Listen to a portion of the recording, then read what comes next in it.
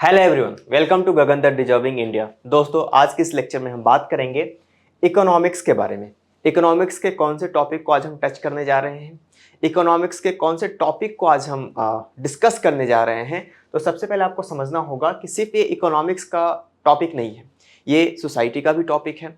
अगर आप देखो तो पॉलिटी का भी टॉपिक है, क्योंकि ऐसा टॉपिक है ना कि इसको आप इंटरलिंक अपनी यूपीएससी के प्रिपरेशन के हर सब्जेक्ट, हर पेपर के साथ कर सकते हो। इसको आप एसए में भी इस्तेमाल कर सकते हो, यहाँ के एनेक्डोट को।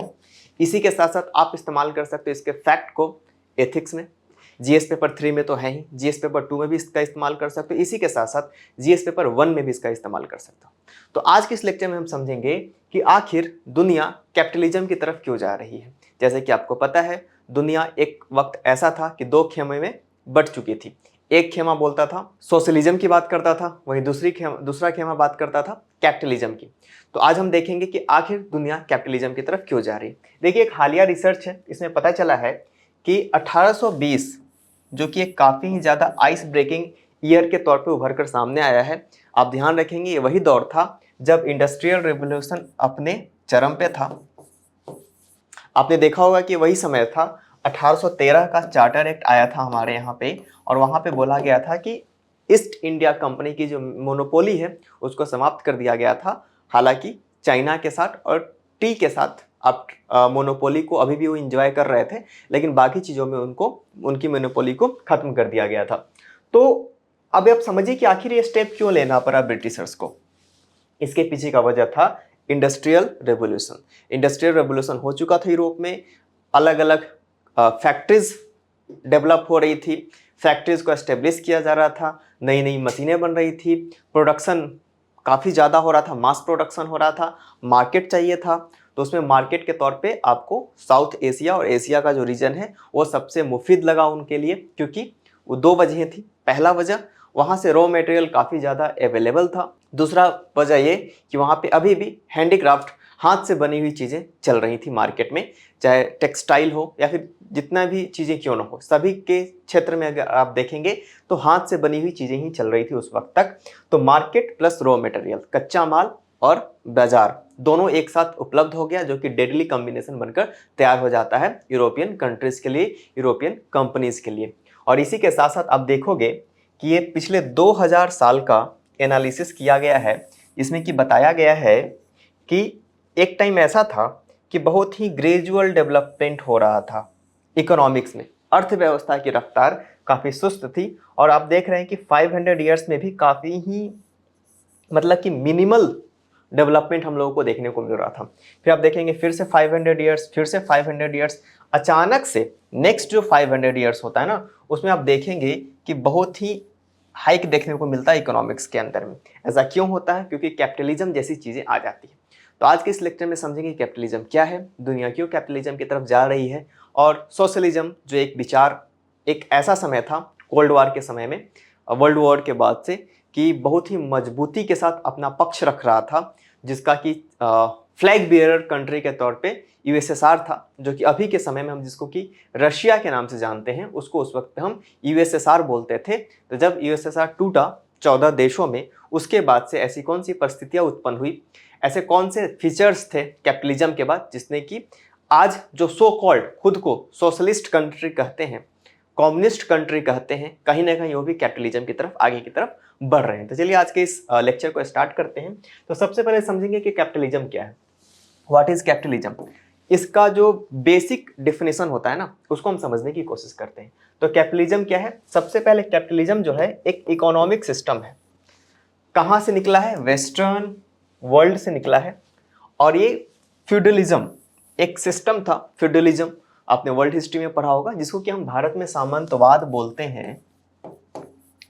जब सामंतवाद खत्म हुआ तब कैपिटलिज्म निकला। तो मजाक के लिए, सरकास्टिकली, अभी के समय में जो नए इंडस्ट्रियलिस्ट हैं उनको भी हम लोग नए सामंतवाद के तौर पे पहचानते हैं, जानते हैं। लोग सरकाज़म के तौर पे उनको बोलते भी हैं। तो क्या बोला जाता है भाई कि यहाँ पे प्रोडक्शन काफ़ी ज़्यादा होगा, और जो प्रॉपर्टी होगी और प्राइवेट ओन होगी। जो प्रोडक्शन का जो प्रॉफिट होगा वो किसी एक इंडिविजुअल के पास होगा, और production is guided and income distributed largely through the operation of markets. तो जो पैसा का उत्पत्ति होगा, पैसा जो जनरेट किया जाएगा, जो कैपिटल जनरेट किया जाएगा, वो क्या होगा, सबके सब मार्केट फोर्सेस के ऊपर ही होगा। तो ये है कैपिटलिज्म का एक बेसिक सा डेफिनेशन जो कि इकोनॉमिस्ट देते हैं। चलिए आगे बढ़ते हैं और देखेंगे कि आखिर कैपिटलिज्म का हिस्ट्री कहाँ से निकलकर सामने आता है। तो देखिए, सबसे पहले इसकी शुरुआत होती है 1347। ये काफ़ी इंपॉर्टेंट ईयर है, ये अपने प्रीमेच्योर फेज में है कैपिटलिज्म इस वक्त पे। और अभी क्या हुआ था ना कि यूरोप में एक बीमारी आई थी, प्लेग। एक टाइम पे बीमारी काफ़ी ज़्यादा घातक हुआ करती थी और यूरोप का जो 2/3 जनसंख्या है वो तबाह हो जाती है, खत्म हो जाती है इस बीमारी से, सभी लोग मारे जाते हैं। अराउंड अगर डेटा की बात करें, नंबर की बात करें, तो लगभग 2.5 करोड़ लोग समाप्त हो जाते हैं। 2.5 करोड़ लोग काल के चक्र में फंस जाते हैं और उनकी मृत्यु हो जाती है। उसके बाद 16th सेंचुरी में एक बहुत ही महान फिलोसफर आते हैं जिनका नाम होता है मार्टिन लूथर किंग। मैं यहाँ बात मार्टिन लूथर किंग जूनियर की नहीं कर रहा हूँ, मैं बात कर रहा हूँ मार्टिन लूथर किंग की। उन्होंने कहा कि आप चर्च की जो दकियानूसी बातें हैं उससे बाहर निकलिए, इससे आपका कल्याण नहीं होने वाला है। हालांकि बाद में चर्च और मार्टिन लूथर किंग के बीच बहुत ही ज़बरदस्त टकराव देखने को मिलता है और अभी हाल ही में जो पोप हैं उन्होंने माफ़ी भी मांगी है कि जो हमने किया वो गलत किया। जैसे कि चर्च बोलता था कि सन रिवॉल्व कर रहा है और अर्थ रुका हुआ है, जबकि सच्चाई क्या है, गैलीलियो ने क्या बताया था कि सन स्टेशनरी है और अर्थ रिवॉल्व और रोटेट कर रहा है। इसके बाद से जैसे लोगों ने चर्च से थोड़ी दूरी बनानी स्टार्ट करी, उसके बाद से लोगों के अंदर लॉजिक जैसी चीज़ें लोगों ने सोचना शुरू कर दिया और एक से एक साइंटिस्ट, अगर आप देखेंगे कि इसी के बाद से, इसी के आसपास से अलग अलग तरह के साइंटिस्ट हमको देखने को मिलते हैं। कहाँ पे, यूरोप में, चाहे न्यूटन हो, आर्किमिडीज हो या फिर गैलीलियो हो। मैथमेटिक्स ने अपना रफ्तार पकड़ना स्टार्ट किया, साइंस एंड टेक्नोलॉजी का प्रचार प्रसार हुआ और फिर नई नई जो मशीनें हैं उसकी खोज की गई और उसके बाद से नए नए जो प्रोडक्शन है उसका स्टार्ट हुआ। देखो, मर्चेंटलिज्म क्या होता है भाई, ये भी एक इंपॉर्टेंट कॉन्सेप्ट है जो कि आपको समझना चाहिए। तो मर्चेंटलिज्म जो है ना, वो एक नेशनलिस्ट इकोनॉमिक पॉलिसी है। मतलब अपने देश को आप अर्थव्यवस्था के आधार पे कैसे ऊपर की तरफ ले जाओगे, बेसिकली मर्केंटिलिज्म का यही एक बेसिक सा फिलॉसफी है, बेसिक सा डिफिनेशन है। और रिसोर्सेज को क्या करेंगे, आप अपने कंट्री के अंदर ही रखेंगे और उसी रिसोर्सेज का इस्तेमाल करके आप क्या करेंगे, वन साइडेड ट्रेड करेंगे। अब वन साइडेड ट्रेड का क्या मतलब हुआ, वन साइडेड ट्रेड का मतलब हुआ कि ये इंडिया है, आप यहां से क्या करेंगे, ये यूरोप है, आप यहाँ से अपने प्रोडक्ट को यहाँ ले जाएंगे और यहाँ पे फ्लड कर देंगे प्रोडक्ट का, बम्बार्डमेंट कर देंगे अपने प्रोडक्ट का और क्या करेंगे, आप मास प्रोडक्शन करेंगे तो अपने प्रोडक्ट का प्राइस कंपैरेटिवली लो रखेंगे क्योंकि आपने मशीनों से अपने प्रोडक्ट को बनाया है। जो फिनिश्ड गुड्स है आपका वो मशीनों का बना हुआ है। तो ऑब्वियस सी बात है, समय कम लगा, पैसे कम लगे, सस्ता होगा, कम समय में ज़्यादा प्रोडक्शन होगा। तो आपने यहाँ पे बहुत सारे प्रोडक्ट को अपना फ्लड कर दिया, बम्बार्ड कर दिया। अब क्या होगा, आप यहाँ से कुछ लेकर नहीं जाएंगे, आप इनका रॉ मटेरियल वापस ले जाएंगे और फिर इसको फिनिश गुड की तरह वापस भेजेंगे। तो एक तरफा व्यापार जो होता है ना, इसमें कि बैलेंस ऑफ ट्रेड डेवलप हो जाता है और आपके पक्ष में हो जाता है। यहीं से शुरुआत होती है मर्केंटिलिज्म की और यहीं से एक नई अवधारणा की शुरुआत होती है जिसको बोलते हैं कॉलोनिज्म, जिसको कि हिंदी में बोलते हैं औपनिवेशिकतावाद। तो कॉलोनिज्म की शुरुआत हो जाती है, मतलब कि आप अलग अलग देश में जाते हैं और इकोनॉमिक के आधार पे आप उसको क्या कर सकते हैं, उसके ऊपर अपना कंट्रोल एस्टेब्लिश कर लेते हैं। चलिए, अब इसी कड़ी में एक नए व्यक्ति का जन्म होता है, एक नए व्यक्ति का आगाज होता है जिनका नाम होता है एडम स्मिथ। एडम स्मिथ आप देख लीजिए, उसी के आसपास 18th सेंचुरी के आसपास का इनका कार्यकाल होता है, समय होता है। और हालांकि फिलोसफर्स, थिंकर्स के बारे में एक बात कही जाती है कि every philosophers and thinkers are the product of its time and its place. जिस जगह पे वो पैदा होते हैं, जिस समय पे वो पैदा होते हैं, उसी के इर्द गिर्द अपनी फिलोसफी को रचते हैं। तो एडम स्मिथ भी उस समय दुनिया को देख रहे थे, इनको फादर ऑफ इकोनॉमिक्स कहा जाता है। इन्होंने मॉडर्न कैपिटलिज्म की नींव रखी, जो अभी हम देखते हैं वो एडम स्मिथ का ही दिया हुआ है। उन्होंने बोला कि आप स्पेशलाइजेशन पे काम करो, क्योंकि ये बोलते हैं, एडम स्मिथ की थ्योरी थी कि लैंड जो है ये तो लिमिटेड है और पॉपुलेशन इंक्रीज ही होना है और ये स्टैटिक रहना है।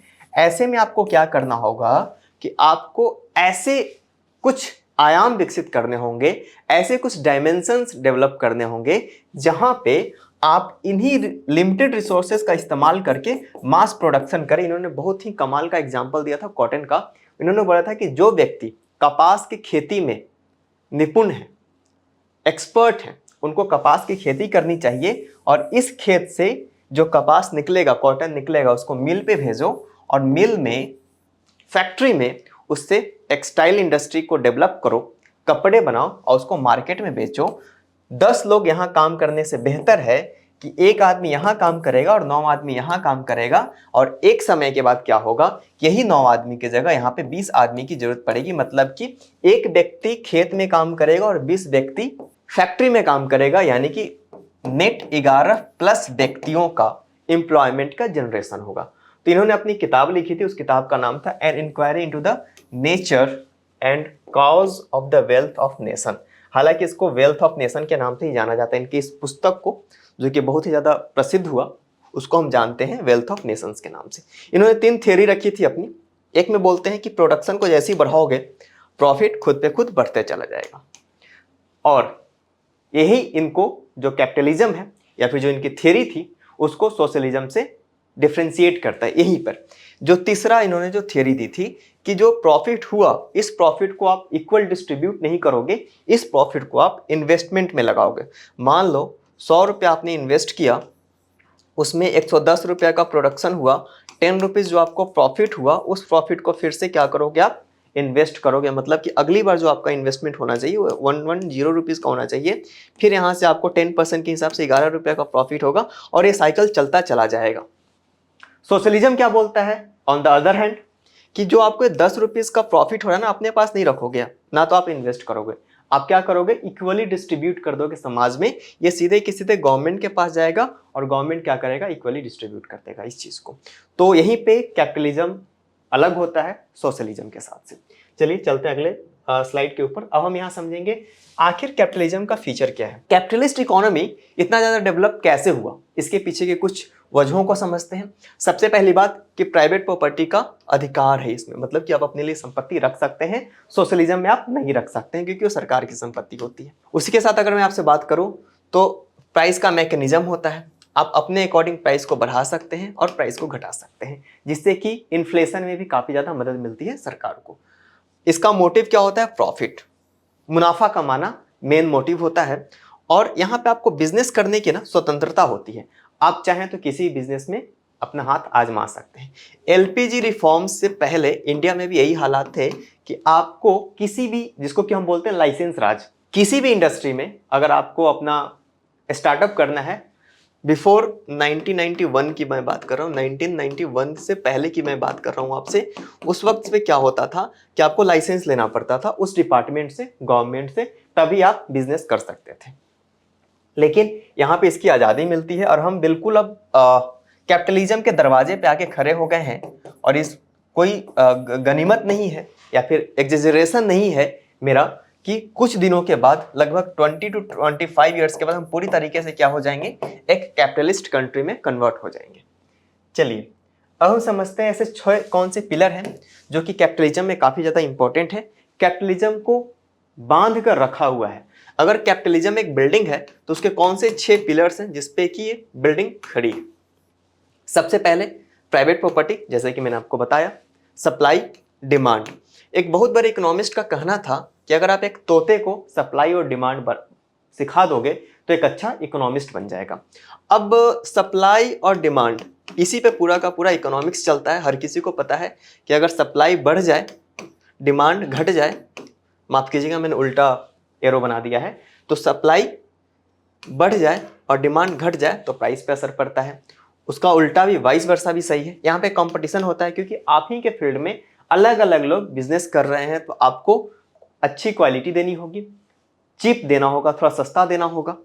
फ्रीडम है, जैसे कि मैंने पहले ही बताया, और इंसेंटिव है, मतलब कि अगर आप अच्छा काम करते हैं, आप अच्छी क्वालिटी का सामान बनाते हैं, तो आपके लिए क्या होगा, फायदे का होगा, आपका प्रोडक्ट ज़्यादा बिकेगा, जिससे कि आपको प्रॉफिट होने जाना है।